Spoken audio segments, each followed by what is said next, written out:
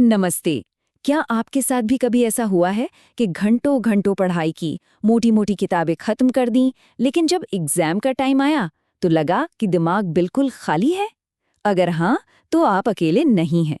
आज हम जेएनयू के एक स्कॉलर के अपने अनुभव से निकले एक ऐसे कमाल के तरीके के बारे में बात करने वाले हैं जो यूपीएससी, नेट, जेआरएफ और एसएससी जैसी बड़ी परीक्षाओं के लिए आपके पढ़ने और सबसे जरूरी याद रखने के तरीके को हमेशा के लिए बदल सकता है। ये बहुत ही जानी पहचानी और फ्रस्ट्रेटिंग प्रॉब्लम है ना? कि मेहनत तो पूरी की पर रिजल्ट के नाम पर कुछ हाथ नहीं लगा।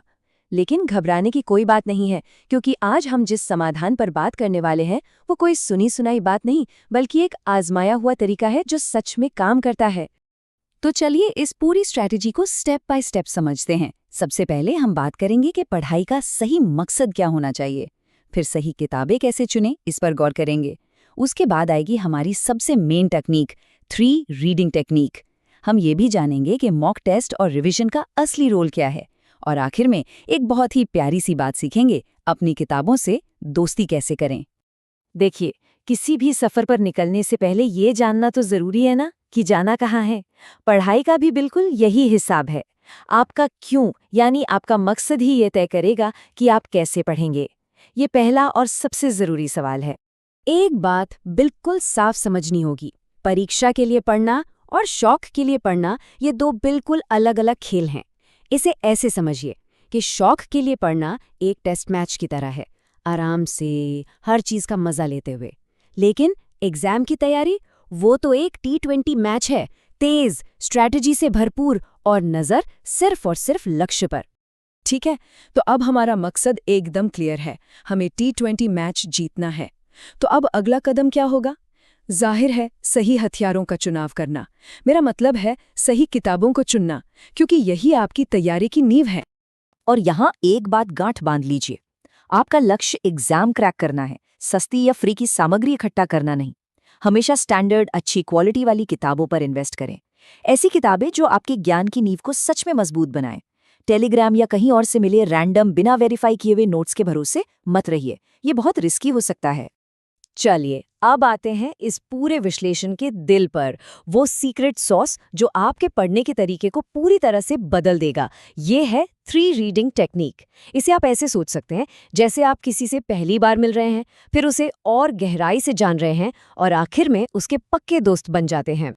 तो ये है वो 3 स्टेज। पहली रीडिंग है सिर्फ इंट्रोडक्शन, यानी जान पहचान। दूसरी रीडिंग है डीप डाइव, यानी गहरी समझ।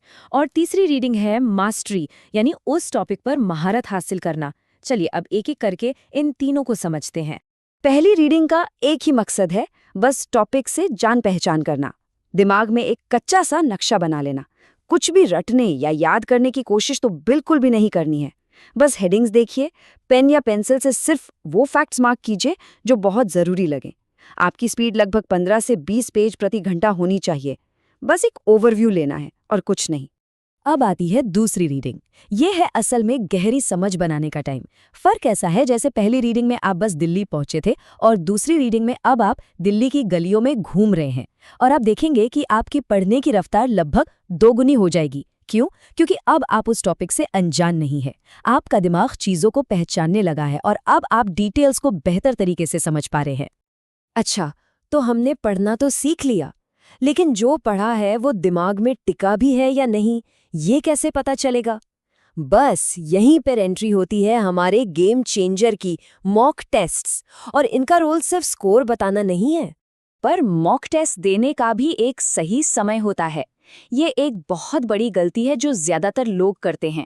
वो बहुत जल्दी टेस्ट देने लगते हैं और कम नंबर आने पर डिमोटिवेट हो जाते हैं। सही तरीका ये है कि आप कम से कम 2 रीडिंग और एक शुरुआती रिवीजन के बाद ही मॉक टेस्ट दें, ताकि आप खुद को परखें, न कि खुद को निराश करें। ये बात मुझे बहुत जबरदस्त लगी। मॉक टेस्ट एक फोक यानी कांटे की तरह है। वो आपके दिमाग में उन सवालों को चुभोते हैं जिनके जवाब उसे नहीं पता। और पता है, यही चुभन सबसे जरूरी है। इसका मतलब ये हुआ कि जब आप टेस्ट में कोई सवाल गलत करते हैं तो आपका दिमाग एक जासूस बन जाता है। अब जब आप उसी किताब को दोबारा पढ़ते हैं तो आप सिर्फ पढ़ नहीं रहे होते, आप एक्टिवली उन सवालों के जवाब ढूंढ रहे होते हैं जो आपसे गलत हुए थे। आपकी पढ़ाई अब एक मिशन बन जाती है। अगर पढ़ना गाड़ी में पेट्रोल भरने जैसा है तो रिवीजन वो इंजन है जो आपको मंजिल तक पहुंचाएगा। और ये कोई एक बार का काम नहीं है, बल्कि एक लगातार चलने वाला प्रोसेस है। सफलता का असली इंजन यही है। ये है सफलता का वो चक्र जिसे आपको लगातार घुमाते रहना है। पहले पढ़िए, फिर उसे रिवाइज कीजिए, फिर टेस्ट देकर खुद को परखिए और टेस्ट से जो नई बातें पता चली उनके साथ फिर से पढ़िए। हर बार जब ये चक्र पूरा होता है, आपकी समझ और भी ज्यादा पक्की और गहरी होती जाती है।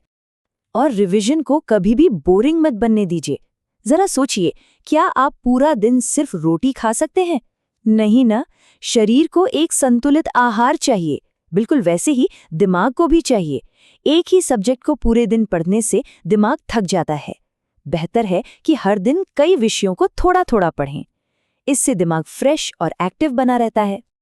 अब हम आते हैं सबसे आखिरी लेकिन शायद सबसे जरूरी चीज पर, आपका माइंडसेट, आपका नजरिया।